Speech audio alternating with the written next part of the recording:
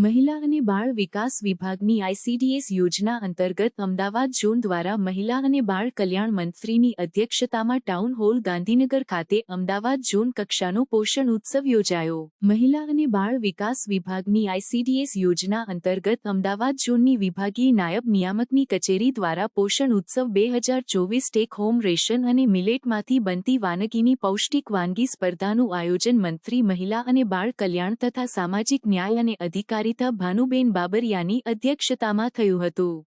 આ અવસરે મહિલા અને બાળ વિકાસ મંત્રી ભાનુબેન બાબરિયાએ જણાવ્યું કે ગુજરાતે આહાર જ ઔષધ એ મંત્રને સાકાર કરતા પોષણ ઉત્સવ થકી બાળકો, કિશોરીઓ અને માતાઓના આરોગ્ય અને પોષણમાં સુધારો કરવા માટે નોંધનીય કામગીરી કરી સમગ્ર દેશ માટે ઉદાહરણ પૂરું પાડ્યું છે.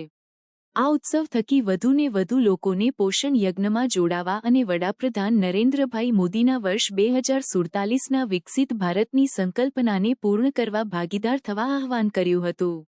વડાપ્રધાન નરેન્દ્રભાઈ મોદીના સહી પોષણ દેશ રોશન ના આહ્વાનને ચરિતાર્થ કરવા રાજ્ય સરકારે પોષણલક્ષી અનેક નવતર આયામો હાથ ધર્યા છે. પોષણ ઉત્સવ અંતર્ગત પોષણક્ષમ આહાર તથા આરોગ્યપ્રદ ભારતના નિર્માણ તરફ સરકારની પ્રતિબદ્ધતાને દર્શાવે છે.